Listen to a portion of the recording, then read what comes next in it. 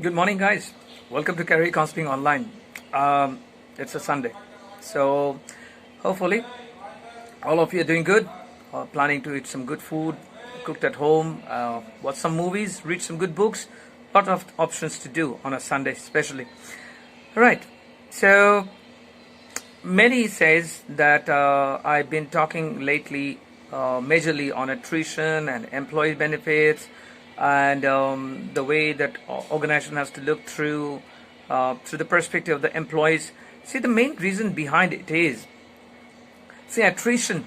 Once again, yeah, attrition is a very big problem. It's like almost like a disease. If you talk to any HR professional or HR professional or any big organization, even the blue chip organizations, blue chip companies do have a high rate of attrition. Now, that brings to the mind, what is it and why is it that the employees leave an organization or seeks a career outside the organization, even though when the organization was providing a nice healthy salary, a good rewards and recognition, a promotion at a time, performance review, and everything is in place. Why is it that the company has attrition? Now, to talk about attrition, see, it reminds me of an old text from an old scripture wherein it mentioned that it was in Sanskrit, and it mentioned that even for a huge amount of gold, there is seldom very few who would be risking their life or a life loss. Right now, the thing is that brings me to this thought, like, what is it that the employees looks forward, or what is it that drives an organization towards attrition control, or what is it in the minds of the employees which actually propels this attrition? See, when I look behind, I can only majorly I can make there are many reasons which drives an attrition, but majorly we can categorize all the subcategories under three broader heads.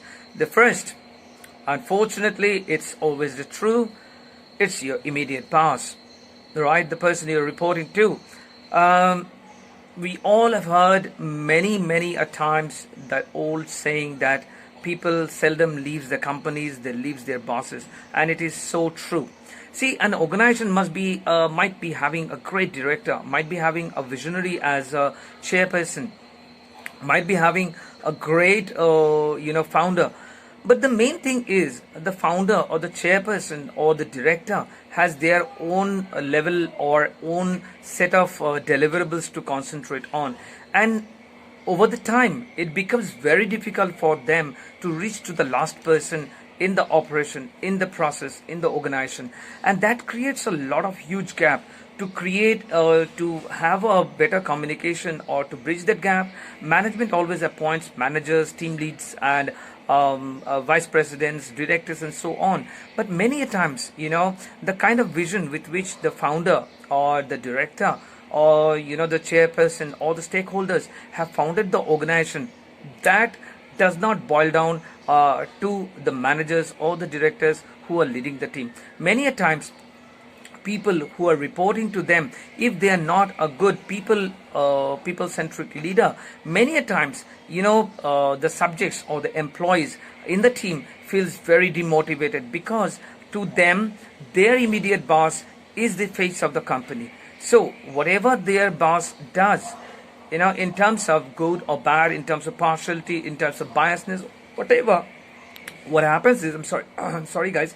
What happens is, the employees correlates that behavior of the director or their manager or the team leader with the organization. I know a huge number of organizations which are global players, which are great in terms of health benefits, which are great in terms of insurances, pay packages, rewards and recognition, everything. Yet every year, these organizations face a high rate of attrition. Now, the reason behind it is, one of the major reasons when we talk to professionals, when we talk to candidates, when we talk to get to hear about their viewpoints of employees who are leaving this organization, many a times, honestly speaking, the percentage is pretty high, as to, I would say, 85% of the cases that we go through, we hear that immediately they say, my boss sucks, or he's not aligned to what I do, he's not aligned to my skill sets,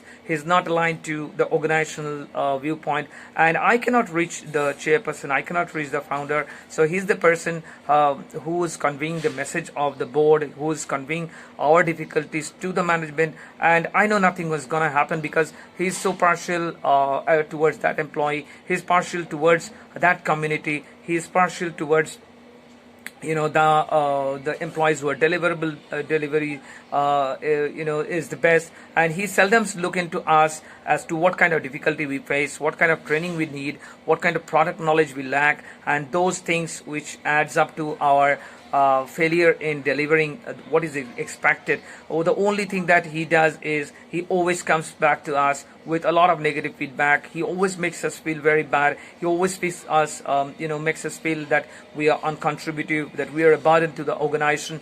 And the way he communicates, the arrogance that he shows, it clearly pisses me off, and it clearly demotivates me. And that's the reason I can't take this kind of boss who's bossy, who has an attitude problem, who has an arrogance, and who's always right. Now, when you are leading a team, you need to understand you are leading a group, a cumulative emotion. It's not only human beings that you are leading, it's not only a resource management that you're doing. We're talking about human emotions. Now, these are the human beings which comes to the organization, who sits on the desk, who has a problem, who has, like, if an employee is having a death in the family, or let's say a sickness in the family, that is bound to impact the way he produces, or the way he his productivity is. The main thing is, without reconsidering those points, without you as an immediate boss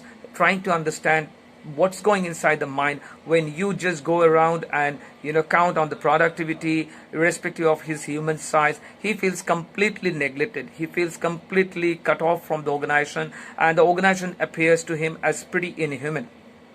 And there is this friend of mine who I was talking to. He was with the server management team, and it so happened that his father expired a couple of days back, and there was an emergency in the company. I understand those kind of emergencies, but the thing is, he was open to working from home, but then he was asked by his manager deliberately to come and report, and he told over the phone, when you are taking up a job, you literally have to put that extra baggage outside the door. Now, understand this, the extra baggage that you are referring to is his family, is the death of his father, is his emotion. Yes, it's true that we have to maintain a work-life balance. I would always recommend a work-life rhythm, because having a balance in your work life is a myth. It cannot be achieved, honestly speaking, with the kind of deliverables expected, with the kind of turnaround, with the kind of work environment that we are evolving into each day. A work-life balance is a myth. It cannot be. What we have to look forward to is a work-life rhythm, wherein there is a proper I would say sequence, or a kind of sync in between his deliverables in terms of the professional world, and his responsibility towards the family. Now, I know that friend of mine, after that incident, after 6 months only, he left the organization. He was with the organization for 7 years, but he left the organization because he said that it does not have the human touch. How could my manager say that over the phone? It literally broke his heart. I mean, we are not talking about in terms of a romanticism in the work, but the thing is, you need to understand, people are having emotion, people are having their emotion connected to their work, to their family, and this is the person who has to play different role.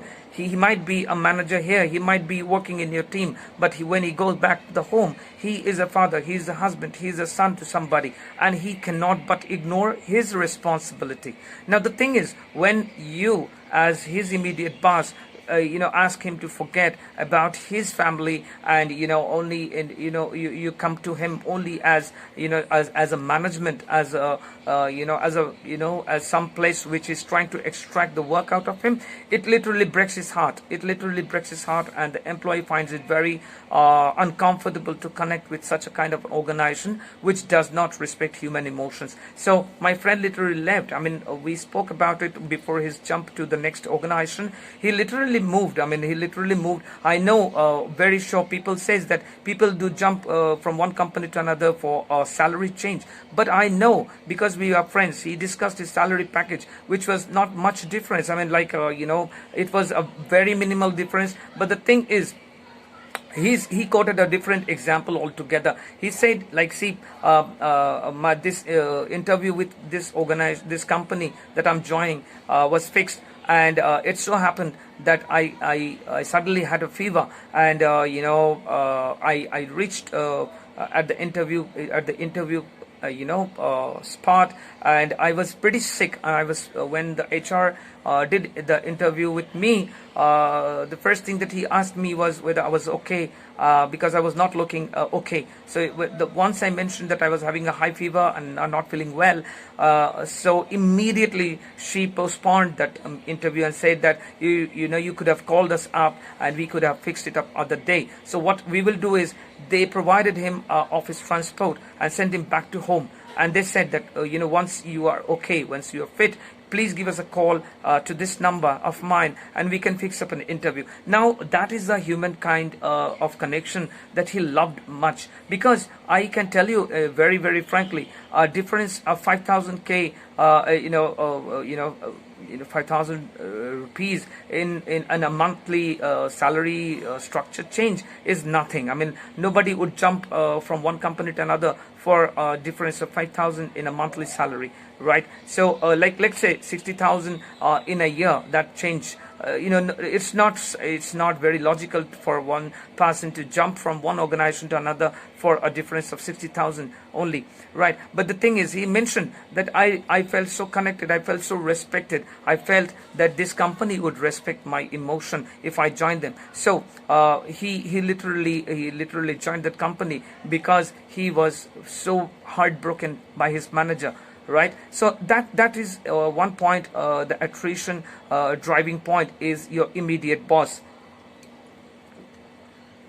Second part is, see, the salary part. Salary part cannot be ignored.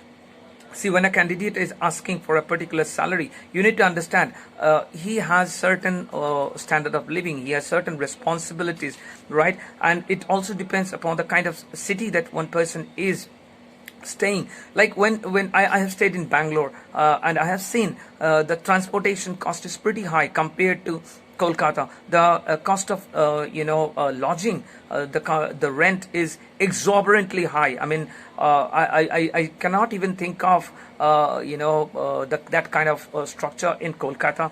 Back in 2002, when I was in Bangalore, for one single room with a small tiny toilet, I had to pay, no kitchen, I had to pay 5,000 bucks.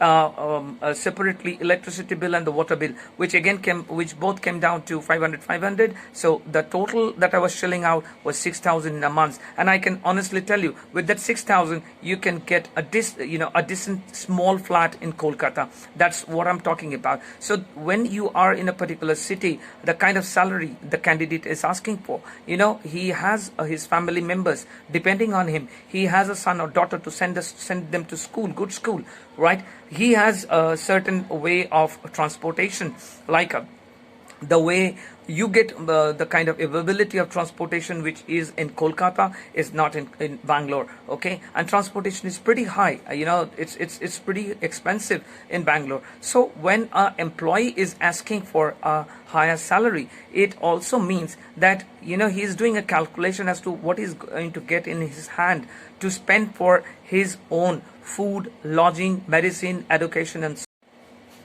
Like, for those kind of situations wherein the employee is asking for a salary hike, the employers have to think about it, has to go through the kind of family members he has, the kind of responsibility he has, the kind of liability he has, the kind of EMIs that is going on. Now these are the things which are considered many a times as a personal aspect, but these are the factors which also determines an employee's mindset in jumping from one organization to another, because he might be actually needing more money. It's not about whether he's happy or not. He might be looking for more money to meet the ends, okay, to make his ends meet. Now when he is running short of those funds, he is constantly in a turbulent mindset. With a turbulent mindset, he is hardly able to deliver, he is hardly able to concentrate, he is hardly able to do for what he is being hired. So those are the situations which forces one employee to jump from one organization to another organization. So security in terms of salary is a big factor which drives an employee from one organization to another organization, and is a major driving factor for attrition. Also comes a third point which comes is the kind of security that the organization provides to an employee.